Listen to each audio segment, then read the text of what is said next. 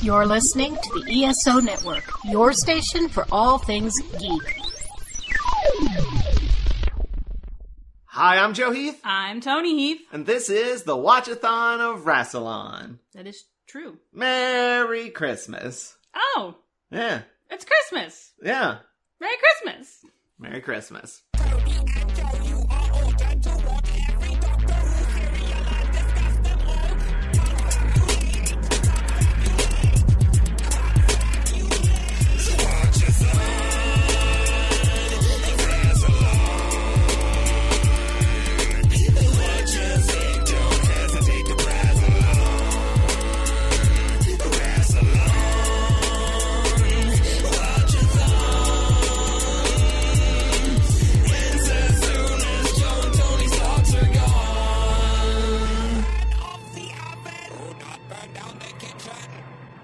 Today, we're going to be talking about two things. First off, the Doctor Who Children in Need special, which the first one, not the one that just aired. This one aired on November 18th, 2005. We're also going to talk about The Christmas Invasion, a Christmas special that aired between the first and second series of Doctor Who on December 25th, 2005. True facts! Fun fact, the second ever Doctor Who Christmas special. Do you remember the first one? Yes. It was the first Doctor. It was the first Doctor. Feast of Stephen. Where he just looks at you. Yeah, and he says, was it like incidentally or coincidentally? No. Incidentally, a Merry Christmas. Coincidentally. No, he says Happy Christmas because they say happy, not Merry. He says, incidentally, a Happy Christmas to all you at home as well, or something like that. Yeah. Anyway. I didn't like being addressed like that. But we're going to talk about the new one today. And joining us, we have two returning guests. We've got Vincent E.L. Welcome back. Hi. How you doing? I'm doing okay. Are you ready for the holidays? There's holidays? There's ducks. There's ducks, yeah. There are ducks, yeah. Are you excited about the ducks? I mean, it's the same every year. But you can get excited for nostalgic reasons. Also joining us today, we have another returning guest, my dad. Hi, Dad.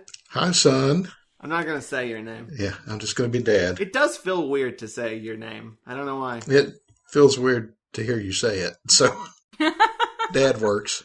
Dad Heath. Dad Heath. It's close enough to Brad, so hey. Yeah. How you doing, sir? I'm doing good. Very cool. I can't remember what you said. We talked about this before we started recording, and I've already forgotten what you said. Have you seen The Children in Need? Not the full run of it, just the parts that were at the end of the episode. The other episode. And it's been a while since I saw that episode. This was people's first real look at how David Tennant would be playing the Doctor. So I'm going to do a quick summary of it, and I'm also going to do a quick summary of the Christmas Invasion, and then we'll just start talking about stuff. Are you ready? I'm ready. All right. I'm not ready. Okay, I'll wait. Okay, now I'm ready. Yay! Well, first off, the Children in Need special, I didn't give a title to it. I'm just going to give it the one that, somebody gave it that wasn't official at all. It was just in some weird book, and some people ran with it. Born Again. I don't like that. You wouldn't. No. Anyway, my summary for that is, the Doctor regenerates and makes some jokes, then goes nutty. That's it. That's my, that's pretty much all that happens in that. I mean, he crashes the TARDIS. That feels important. Or he starts to crash it. Yeah, that's part of the going nutty part. I just thought I'd elaborate. For the Christmas Invasion, I have given it an alternate title of Tea Time of the Doctor. Oh. And this is my summary for that. The TARDIS crash lands near Jackie's apartment on Christmas Eve. The newly regenerated Doctor passes out and occasionally lets out some regeneration breaths that fly into space. The Doctor crashes in Jackie's... Well, I put crashes twice. That's too many crashes. But oh well. The Doctor crashes in Jackie's bed while Rose and Mickey go Christmas shopping. They are attacked by evil Santas. They realize that the evil Santas must be after the Doctor, so they return to Jackie's, where they are attacked by an evil Christmas tree. The Doctor briefly awakens to save the day and mention pilot fish before passing out again. The real big bads, the Sycorax, arrive in a giant rock ship and say the Earth is theirs now. Using space science, they control everyone on the planet with A-positive blood and make them almost jump off buildings. The new Prime Minister, Harriet Jones, is beamed aboard the ship to discuss terms. Then they beam aboard the TARDIS, which Mickey, Rose, and the Doctor are in. Mickey spills his tea, which wakes up the Doctor, who proceeds to quote the Lion King and save all the A-positives. He gets in a sword fight with the Sycorax leader, loses a hand, regrows a new hand, then kills the leader with a Satsuma. He gets the rest of the Sycorax to leave peacefully. However, Harriet Jones orders Torchwood to blow up the ship. The Doctor ruins her credibility, and it snows ash as the Doctor and Rose plan to go adventuring again. I have one important question. Yeah. What the fuck is a Satsuma? Isn't like an orange or something? It's smaller than an orange. Is it just a smaller orange? I'm not entirely sure, but it might be just a GMO orange that is smaller than a regular orange, but it's basically a smaller orange. It's a little less stringy than an orange. Probably like a cutie. Oh, it is a mandarin orange. Semi-seedless and easy peeling. Also known as a Miyagawa mandarin, Unshu Macan, Cold Hardy mandarin, Satsuma orange, something I can't pronounce, and tangerine. Oh, it's just a tangerine. Okay. Well, now you know. Now I know. I mean, it looked like an orange.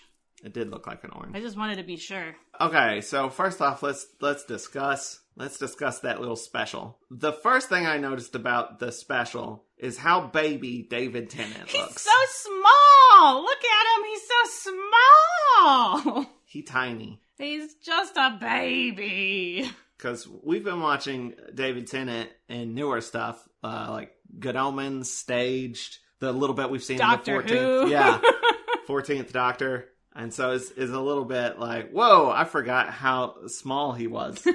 How small and baby. It's very similar to watching Loki, and then they're like, here's just a clip of the, like, first movie. Yeah. And it's like, whoa, look at that absolute child. He's been doing this for 20 years.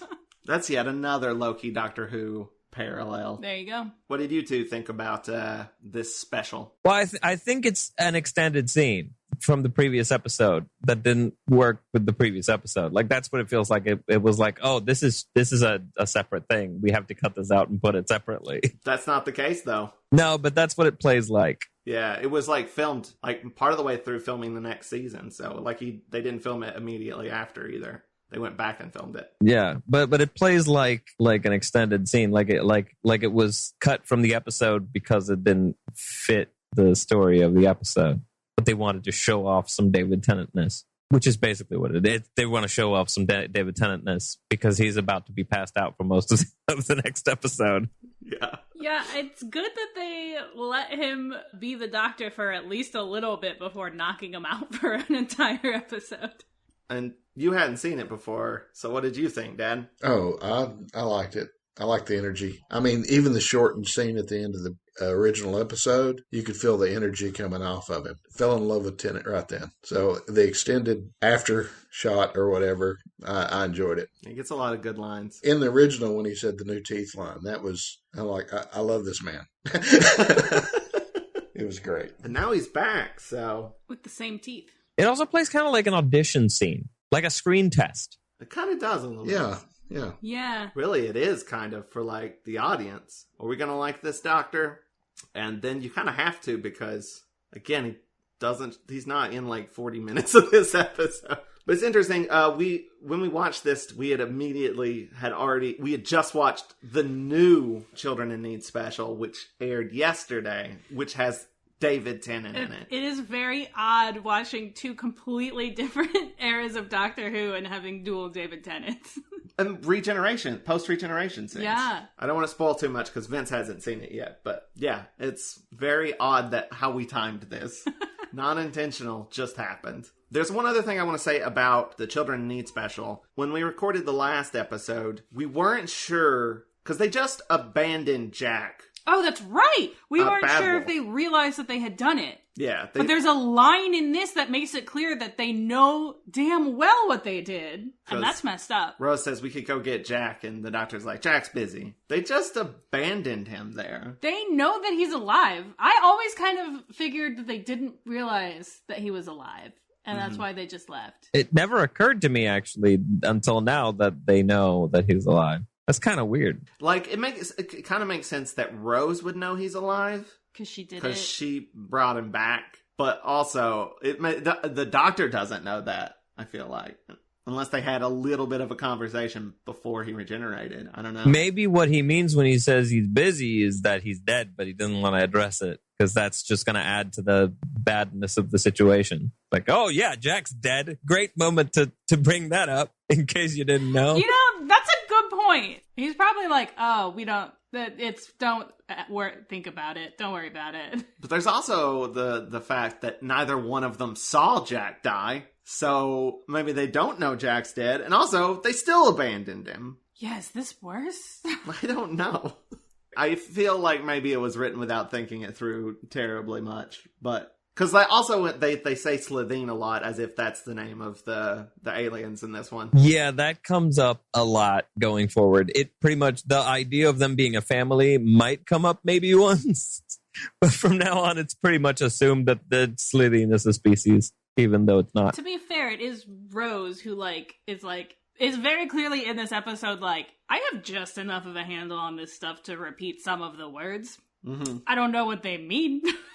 Oh, that was at the end of the Christmas special. Yeah. Yeah. She doesn't say Slitheen there. She does actually say Raxacoricophalopatorius. Yeah, she says Slitheen as well. She says the Slitheen she Parliament of the Raxacoricophalopatorius or something like that. But I'm saying that moment demonstrates her competency with these concepts.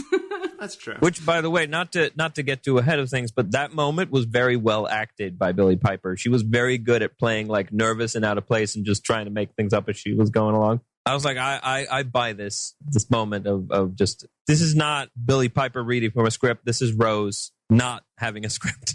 If that makes sense. Yeah. Well, let's go ahead and let's dive in. Let's talk about it. What did we think of the Christmas special? Why is it evil Santas and an evil Christmas tree? That's just how Christmas specials work. It's Christmas, but it tries to kill you. Just like real life. I don't understand the tree. The plan was that they delivered the tree to the house where they knew the doctor was to get in. Why didn't they just go in and kill him? Yeah, it's very elaborate. Or grab him. They may have some a handle on the idea that maybe you shouldn't go and try to kill the doctor because that usually doesn't work, considering it's been attempted a number of times. And even when it succeeds, it fails. I think everybody's wrong. It's a hidden message about how dangerous Christmas trees are in your house.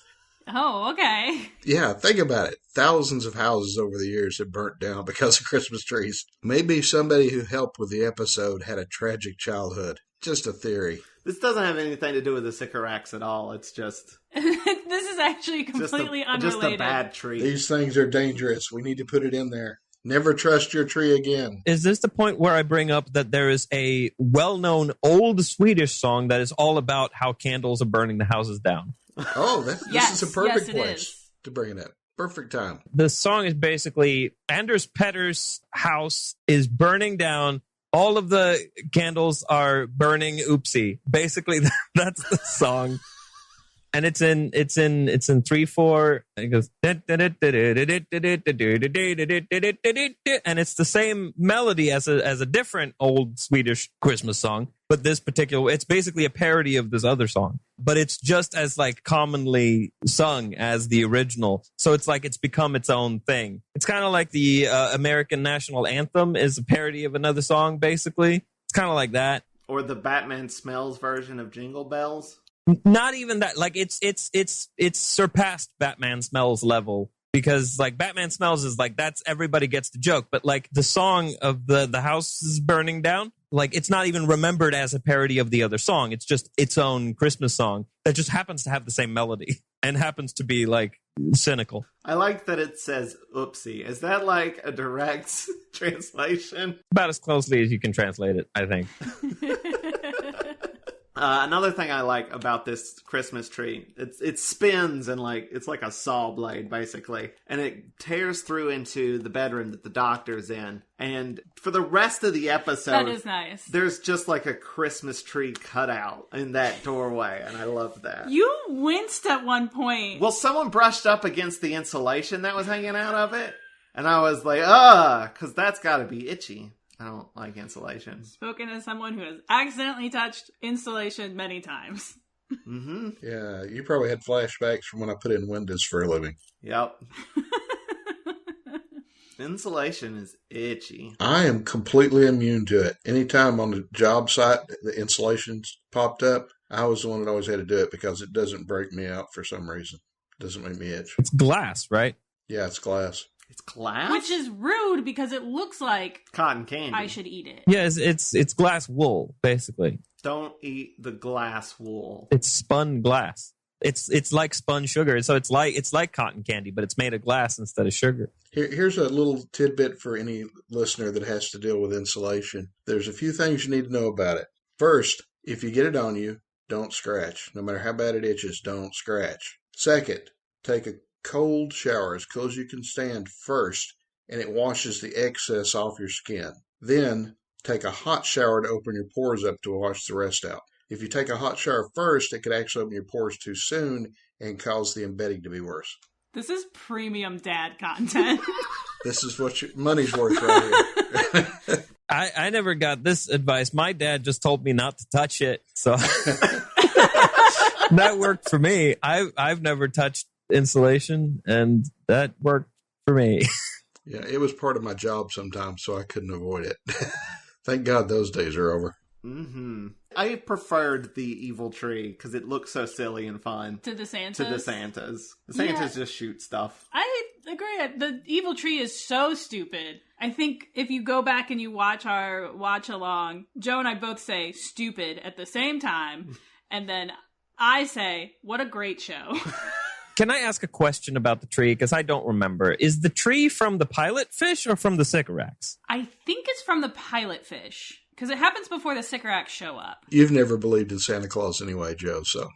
That's true. As much as your whole class hated you for that. The only thing I believed in was fairies. I believed in the Tooth Fairy. I never believed in Santa, but that in my brain, that meant there was a job opening. Amazing. Do I get to tell the Tooth Fairy story? Sure, tell the Tooth Fairy story. Okay, when Joe was very young, we were talking about Santa Claus and how he wasn't real. And I was like, yeah, he's just like, the Easter Bunny or the Tooth Fairy. And he looks at me deadpan and goes, the Tooth Fairy's not real? And I broke his heart. Yeah, I like how you're like, no, that one's plausible.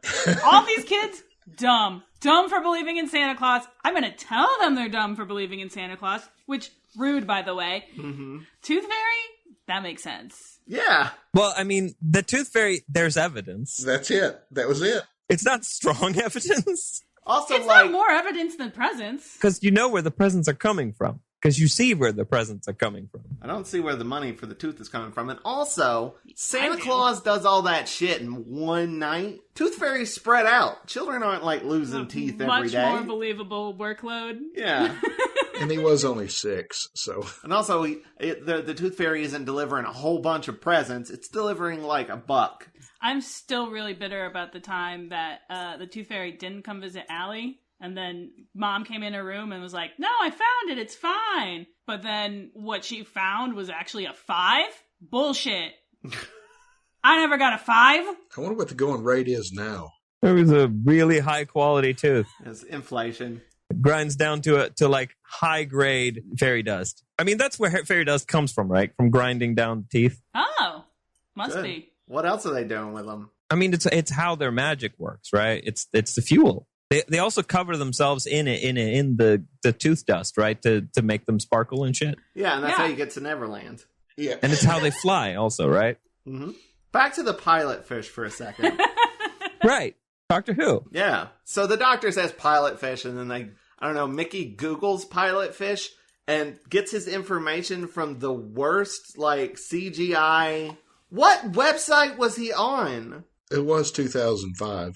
That's You true. know what? In 2005, there probably was a Flash animation. Of a shark and some pilot fish? Yeah. You were like 16, Joe, at that time.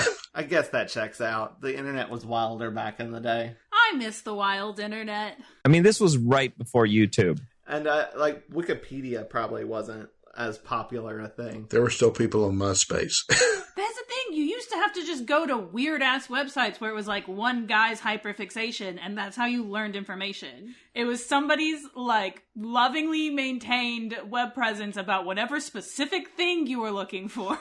Pilot fish. with a lot of GIFs in completely different styles Yes. that did not match because they downloaded them from different places and just put them all on one website. But damned if they didn't know every fucking fact about pilot fish. And then we get, then that just leads to the Sycorax, which I really like the reveal of the Sycorax when, like, the helmet yeah, moment? Yeah. when they're like, oh, they're wearing helmets. Maybe they look like us. And they take the helmet off, and he's like, or not, because they still look very alien. I think that's a good gag. There's a lot of good gags in this That is episode. something that I realized about this episode, is how much, when we were in season 1, and there was a lot of me being like, I don't remember, like, whole episodes. When we were watching this episode, there were so many times I was anticipating lines before they happened. The memory I have of this episode is, like, ingrained. Is that the Tennant effect? I think part of it is just that there are a lot of good lines. And I think part of it is, so I started with 9, but this is like the era that it actually was when I started watching, which means that it was the era of like, that I was seeing GIFs of. All the good lines got reinforced because I saw them again afterwards. On like LiveJournal or something? Yeah. So it's like way more embedded in my memory than the first season, which is gonna be interesting, I think, watching it again. The line of maybe they look like us and they take off the mask. That I think that specifically might be a reference to the Sea Devils. No, or the Silurians. There's another Silurians reference in here as well, with the whole Harriet Jones thing. She basically pulls a brigadier. There's also a reference to the Ice Warriors as well. Yes, with the Martians. Yes. Yeah, Martians don't look like that. They look like Ice Warriors. Dad hasn't watched much Classic Who, so doesn't know what the hell we're talking about. No, I'm just sitting here listening. The Ice Warriors are just Martians. They're from Mars. They are frozen in ice, and then that's the only reason they're called Ice Warriors. Except next time they show up, they are Ice Warriors. Someone just called them an Ice Warrior, and they're like, yeah, that sounds cool. We'll That's stick our with that. entire cultural identity now. We did the same thing to Native Americans.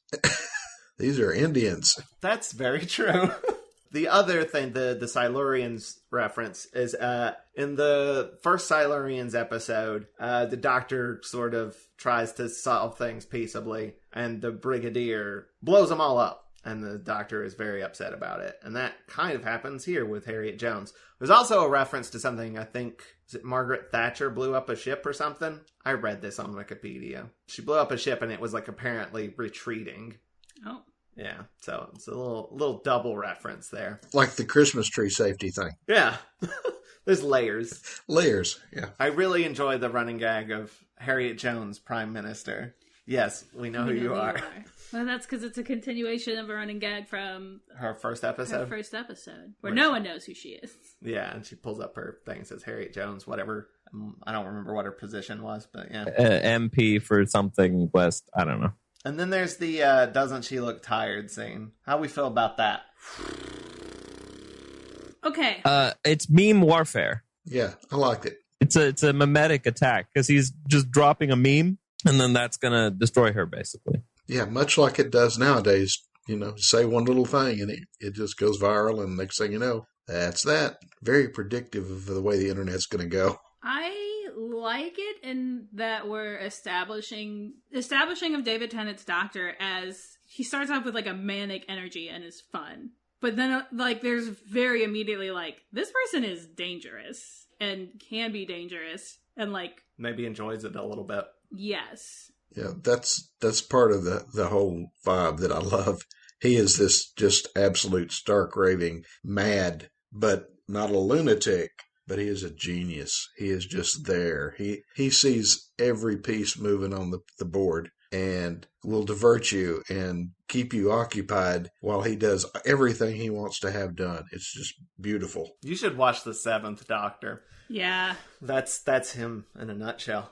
I, of course, read the Elizabeth Sandifer TARDIS Eruditorium. She was talking about how, like, you've set up this Doctor. He's fun, you're gonna love him. And then, like, they throw in a couple of moments of just, like, that's a little bit fucked up. But, like, in the height of all this, like, yeah, huzzah. But it's, like, it's kind of his flaw, is, like, kind of his arrogance. But, like, there's the scene where he kills the Sycorax leader, and he says no second chances. Which is, like, It's easy to miss how like messed up that is because it's also really stupid. But and then the thing with Harriet Jones where he just completely obliterates her career. In a way, by the way, that I find particularly sexist. That's a little bit. Can we talk about the sword fight? Yes! The whole time the sword fight is happening, I'm like, why isn't there more of this? Why isn't there more of this in Doctor Who? We need more sword fights. Having said that, it was like one of the worst choreographed sword fights I've seen.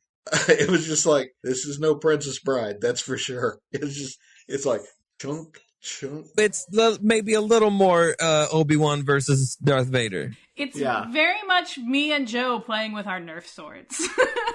That's another thing, too, is cut his hand off and it grows back. Take that, Jedis. Try that, Luke. Time Lords win. Okay, so I do love the sword fight because I always love when the Doctor gets in a sword fight. It's happened in Classic Who. 3 things about this that I don't like. One's very minor. It's very obvious that they're filming up so that you don't see anything because I think they filmed it at like a bay or something so they could just get the sky. But it's like very obviously that they're like tilted up so they don't get like Earth. They were going to film it on top of the building, but they still couldn't get like shots where you couldn't see like buildings and stuff. Nowadays they just do that on green screen. Right. 2, the hand growing back thing is a little convenient. It makes sense, I guess. It's never happened ever before. It's also not like that moment lands. No, it just feels like okay. Like the moment where he loses a hand, you're not like, oh shit. Yeah. It was just kind of like, And then it grows the new hand. Though some people have said, well, this was the 15-hour, in the first 15 hours, you still have regeneration energy or whatever. Could explain that one scene in the 4th Doctor era when Romana regenerated like 8 times. Oh, yeah. To pick out her new look. But yeah, I think the hand thing's kind of dumb. And it only gets dumber is the thing. I do like this new hand's a fighting hand. It's dumb, but it's fun. Delivery. Notice also in the short, he was talking about his wrist being weak or something. Yeah. Is that foreshadowing? Oh. But was it shot afterwards or before? Was it part of the original or was it part of the extension? It was shot afterwards. It was shot after they had already filmed the Christmas Invasion, so they could add that. So the new hand was a fighting hand. Also, Rose cheated. Rose cheated? Remember, he said you can't interfere or they win. And then she throws him a sword. That's true. That is cheating. She intervened. That's a good point. I didn't think about that. Rose cheating. Who could imagine?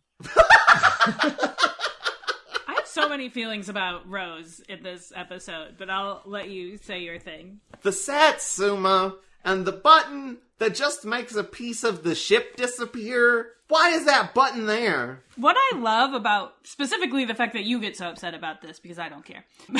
It's just poor It's bad writing, but I design. don't care. What I love about it is that the Satsuma, they take so much time to set up. That is established early on. The button that makes part of the spaceship fall off? Not set up. Not set up. There's a button that opens a door. That's kind of set up. But like a button that just makes a piece of the ship disappear, not set up. Why is it there? It's there for trash removal. It's dumb. It's stupid. That would work. You stack your trash there, hit the button, and it falls down the planet below. You hit the button and it falls down. Okay, why It's can't not your problem why can't you just walk 5 steps further and drop it off the Too side? far. It's dangerous near the edge. You can't go near the edge. It's dangerous. Yeah, but your survival instinct will keep you from. Or if they have enemies that are coming for a treaty or something, they're like, park your ship there. And then if they get out of hand, ship's gone. I guess. I'm just grasping at straws. I'll buy that explanation. Also, right after this, the Doctor makes a reference to Arthur Dent, and then kind of implies that Arthur Dent is a real person. It's a real person. And it doesn't make any sense. First of all, he says Arthur Dent was a nice man, and that's not really true. Arthur Dent, not really nice. Arthur Dent is kind of a grumpy dick sometimes. But also, the Earth was destroyed in The Hitchhiker's Guide to the Galaxy, and the Earth is here in the show. Well, multiverse? There are plural Earths. So should this be, the alternate title be The Long Dark Tea Time of the Doctor? Yes. There you go.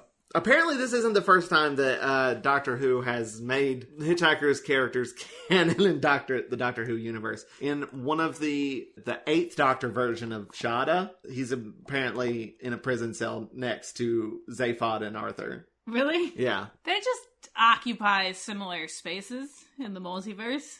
They're bound to cross paths. The 7th Doctor quotes the Hitchhiker's Guide at one point. The inviting them around for dinner thing. The ancestors was in Ghostlight. Anyway, what weird sidetrack. Do you want to talk about Rose? Yeah. She takes so much shit personally that's got nothing to do with her. And I don't understand it. She's a metaphor for the fans. Oh, that actually does track. Metaphor for the fans who don't want the Doctor to change. Listen, when David Tennant is like sick and dying in bed, and you're like, he abandoned me! Like, he's right there! And he's only not up and around because he's dying. It's really weird that you've decided to take it personally. Well, I don't think she's saying he abandoned me because he's in bed. I think it's more that she's not sure that he's the Doctor. She's still in that space of like, is this the Doctor or is this not the Doctor? Which again works on a metaphorical level. So when she says he abandoned me, she's talking about the previous Doctor. I'm annoyed because I'm like, he's right there. You're being super weird about it. Yes, she's processing. All right. I did kind of like the scene where Mickey's like, you really love him, don't you? And then like she falls into his arms and like hugs him.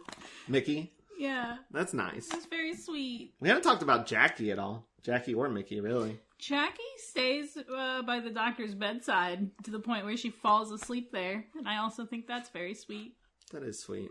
Neither one of us have A-positive blood, so we're both good. safe. I can't remember my blood type. Dad, what's your blood type? No idea. Never know. Mine's like, something. Yours that super special blood. Yeah, it is. Not the super, super special blood. I think it is. I don't know. I need to go donate some more. It's time. Yeah. Torchwood. I love me some Torchwood. Anagram for Doctor Who.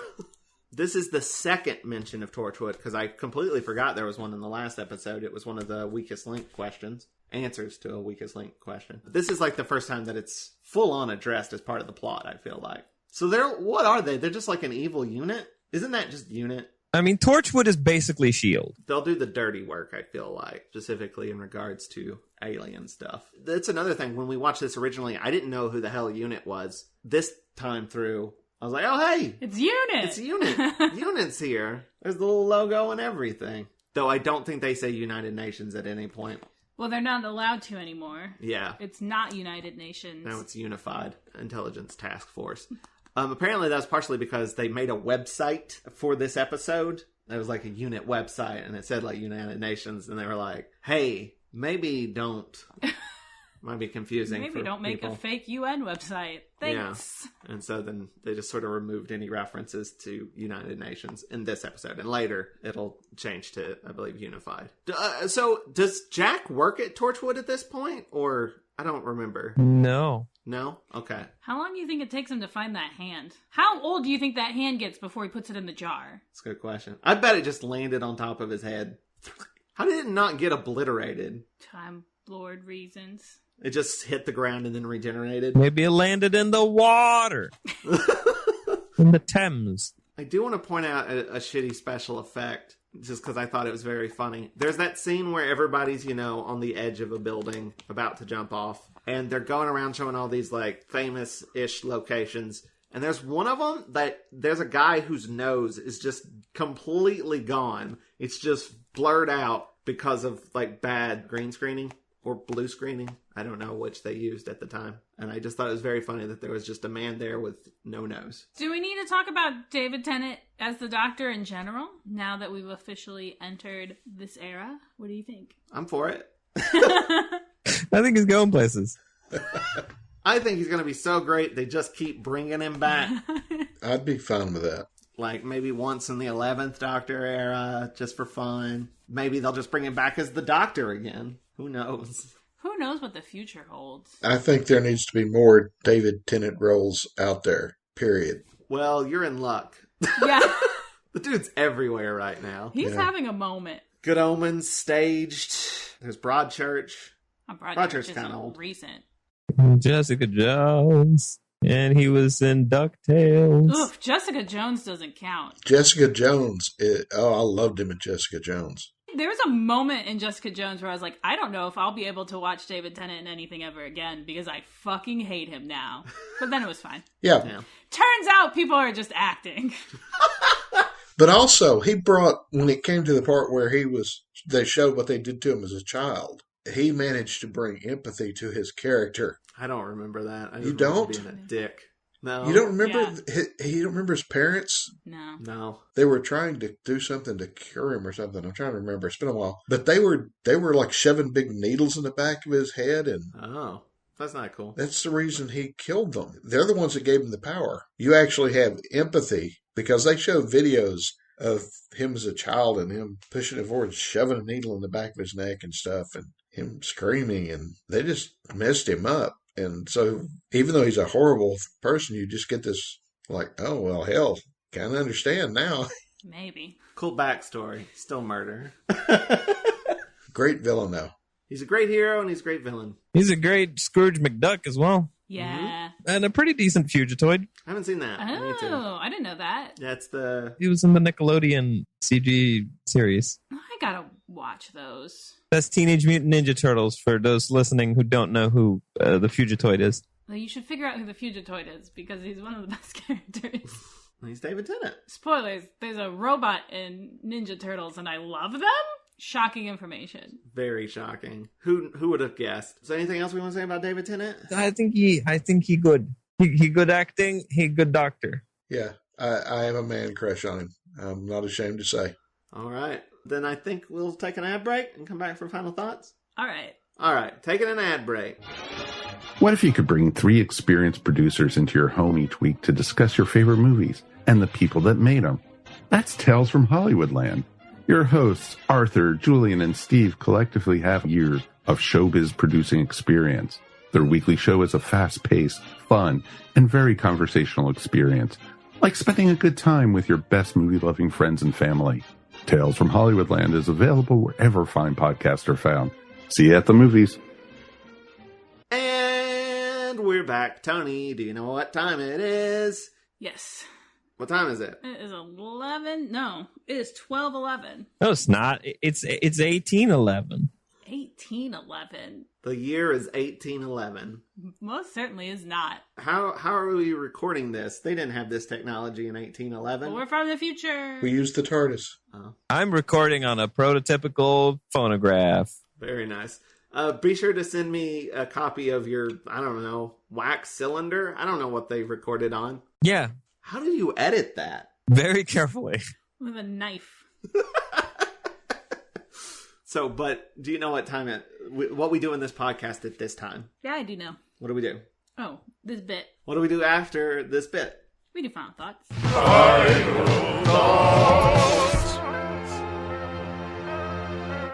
Time for final thoughts. How do we want to break this up? How about we do it all at the same time? So this was maybe my first episode. E.L, go first. Me? You're alphabetical. Yeah. Okay. This was maybe my first episode. I may have watched the short first. That may have been the first thing that I saw. If it wasn't, then I guess the Christmas special was. So, well, one of the two. And my first impression of the show, and I think this is a kind of an interesting way of coming into a show because there's so little of the Doctor in this episode. My feeling was, this is an interesting character. I want to see more of this guy. So it's like, that's an interesting way. It's like people who start on Blink, because it's like, it doesn't have a lot of Doctor in it, but what there is just enough to make you go, this is an interesting character and I want to see more of this guy. So that's very much how I responded the first time I watched this episode. This was like just enough to make me want more. Instead of going forward, I went backward.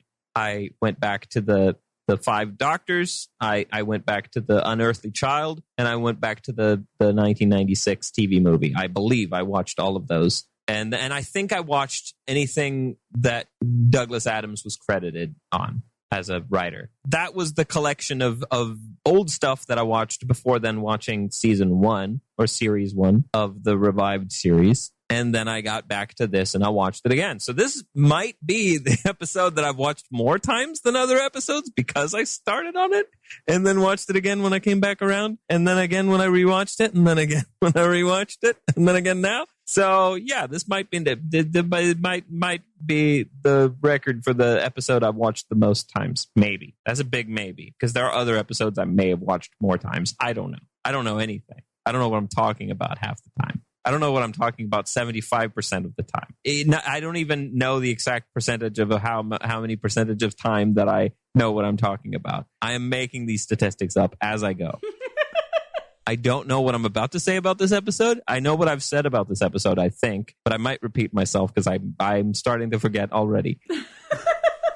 I like this episode. I mean, there's stupid stuff in it. There's always stupid stuff. In the Davies era, there's a lot of like stupid stuff that just doesn't matter. Where it's like, yeah, this is stupid, but like I'm with it. I'm here for it. I'm game. I was gonna say, alternatively, stupid stuff that is the best thing you've ever seen. That too. Yeah, that's very much the vibe I got when I was watching this show when I was watching this era of the show for the first time, when I was watching this episode, the first season, the second, then the third and the fourth, and the specials that came after that. All of that stuff was like, the constant was like, this show is never bad. It's stupid sometimes, but never in a bad way. And that was something I really appreciated about the show. And this episode has all of that because it has the stupid and it has the stupid not mattering and it has the good stuff. It has some really smart, clever lines and it has that moment where he quotes The Lion King, which is great. And there's just a lot that I like about this episode, even the stupid stuff.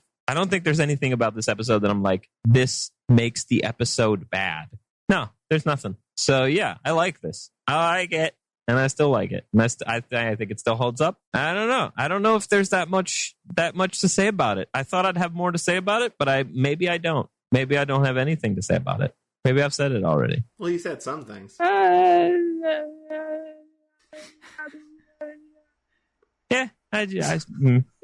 Noises. Well, I just have all the same thoughts as Vince, except that I would say especially the stupid stuff is what I enjoy.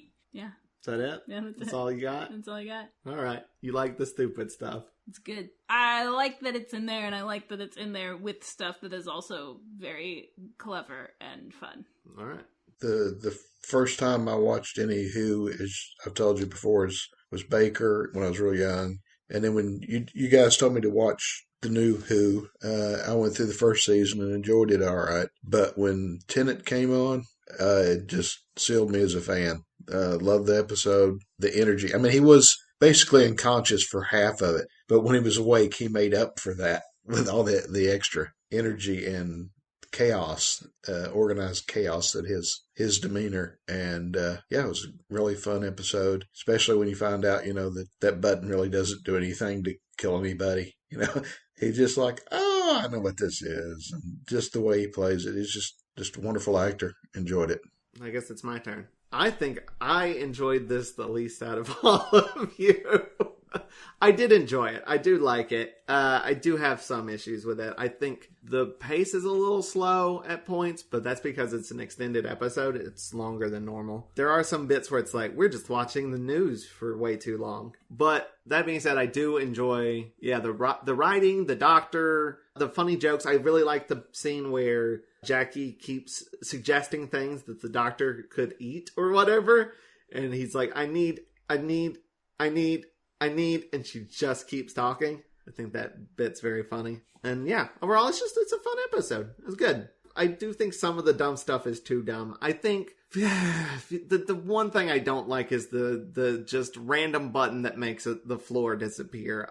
That's the one thing that just drives me batty. There should have been something else there. I don't know what. Like, just throw the Satsuma at the guy and it knocks him off the edge. That would have been better. That's unbelievable. A Satsuma knocking someone off a ledge? I don't buy it. You buy a weird random button? Yeah. Okay, Tony, there was a time when the doctor threw a cricket ball at a spaceship so they would bounce back and knock him towards the TARDIS. Significantly heavier cricket ball. Also, that wouldn't work at all. Just so you know. but my little nitpicks aside, I do think it's very good and very fun. And I'm excited that we're back in the David Tennant era. And I'm excited for the new David Tennant era. What a double Davids. What a weird time we live in. So yeah, before we go, is there anything we need to plug? Vince, you got any plugs? No, I don't think so. I think I'm out of plugs. I think I'm all plugged out. I mean, people can read The Princess and the Pterodactyls still. That's still a thing that people can probably read, I think. It's on your website now, isn't it? Mm-hmm. It is. Yeah, so people should go and read that on your website. I'm plugging your website. MintyPineapple.com/store. Yeah, go and read The Princess and the Pterodactyls. I was one of 3 writers of that book, and it's short, and it's dumb, and it's full of time travel, and it's a fairy tale, and it's got pterosaurs. I argued that it should be called The Princess and the Pterosaurs, but I got voted down. Even though most of the pterosaurs aren't pterodactyls, people are apparently too dumb to know what pterosaurs are. Have you met people? I have. But I mean, I tend to think of it as if people don't know something, you educate them. You don't assume that they're not going to understand it. You see the word pterosaur and it's like, oh, ptero, that's like pterodactyl, and saur, that's like dinosaur. Oh, there's probably got something to do with something. But I don't know, maybe people search for pterodactyls. That's true. I will say 3 of the 4 of us have also worked on a project together. We just need Vince to finish lettering it. I keep forgetting to letter that thing. I lettered parts of it, I think, but something came up. I don't know. I've had so much technical shit happen. I've had so many other projects that have just fallen apart that I just forgot that one existed. But I'm gonna letter it. And then I'll put it up on MintyPineapple.com/store as well. Yeah. It's a thing in space. Keep an eye out for it. That's the title, A Thing in Space. Yeah, eventually it'll be lettered. And it is written by me, Vince, and Christine, who has been on this show before, and drawn by my dad. So, Dad, you got anything to plug? I need to start doing stuff that needs to get plugged, but I'm not doing anything to get plugged at the moment. So I'm plugless. No plugging here. Void of plug. Somebody plug my dad. I'll say we've got other comics on MintyPineapple.com/store that you've drawn, so go check those out. And if you like this episode of the podcast, check out more on Watch-A-Thon.com. You can also find our podcast, our Patreon, and more at Linktree/Watch-A-Thon. I also want to give a special shout out to Vincent E.L. for providing us with our amazing theme song. Thank you, Vince. You're welcome. Check out more of their music at VincentEL.bandcamp.com. Another plug. Tune in next month when we are not going to do the next Doctor Who episode. We're actually going to interview a Doctor Who comic writer, editor, and letterer. Speaking of lettering, Richard Starkings is going to be on our podcast. Nice. Now, until next time, keep calm and wrestle on. Goodbye, and I love you in a platonic parasocial way. They wrestle awesome. Bye. From the day they arrive on the planet and blinking step into the sun, there is more to see than can ever be seen. More to do than... No, hold on. Sorry, that's the Lion King. This has been a broadcast of the ESO Network. Be part of the crew and help support our shows by donating to our ESO Patreon or by shopping at the TeePublic store, which can all be found at www.esonetwork.com. The ESO Network, your station for all things geek.